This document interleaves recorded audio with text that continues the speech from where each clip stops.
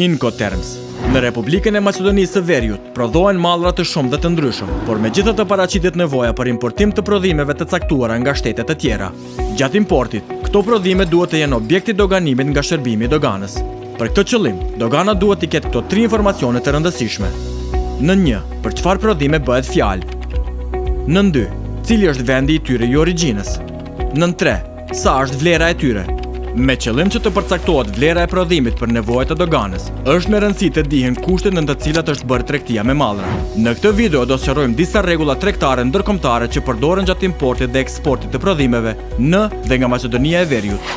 2 palët kryesore të përfshira në shitjen e mallrave janë shitësi, eksportuesi dhe blerësi, importuesi. Marrëveshja për shitblerje që nënshkruajnë importuesi dhe eksportuesi duhet të vënë në kornizë kushtet në të cilat do tregtohen mallrat, si edhe përgjegjësitë për shumë lloje të shpenzimeve dhe rreziqeve.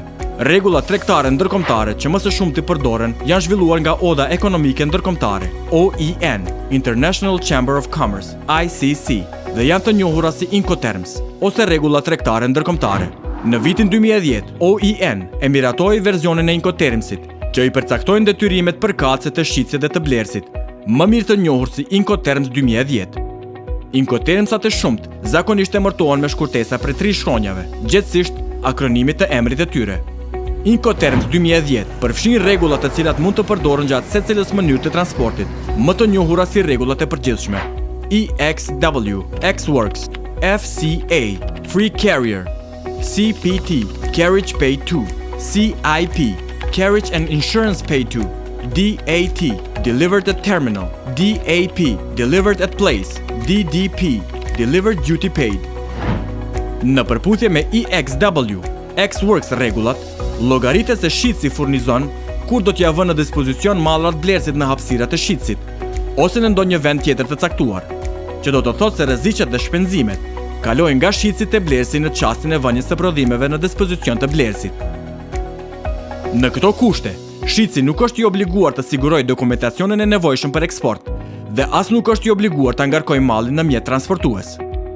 Në përputhje me CPT, Carriage Pay 2, shitësi furnizon në çastin e dhënies së mallit transportuesit ose ndonjë personi tjetër i autorizuar nga shitësi në vendin e caktuar të dorëzimit.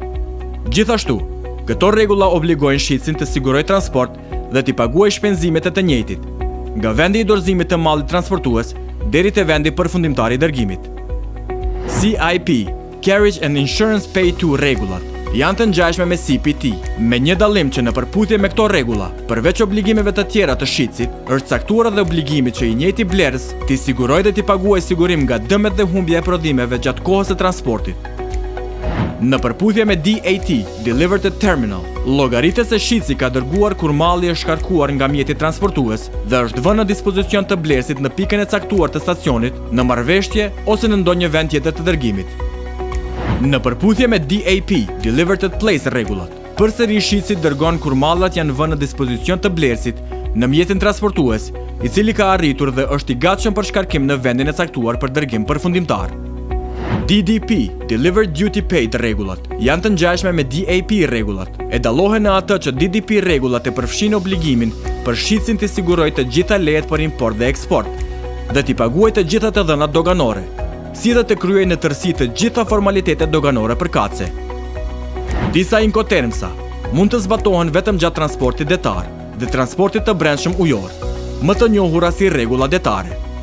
FAS, Free Alongside Ship, FOB, Free On Board, CFR, Cost and Freight, CIF, Cost, Insurance and Freight.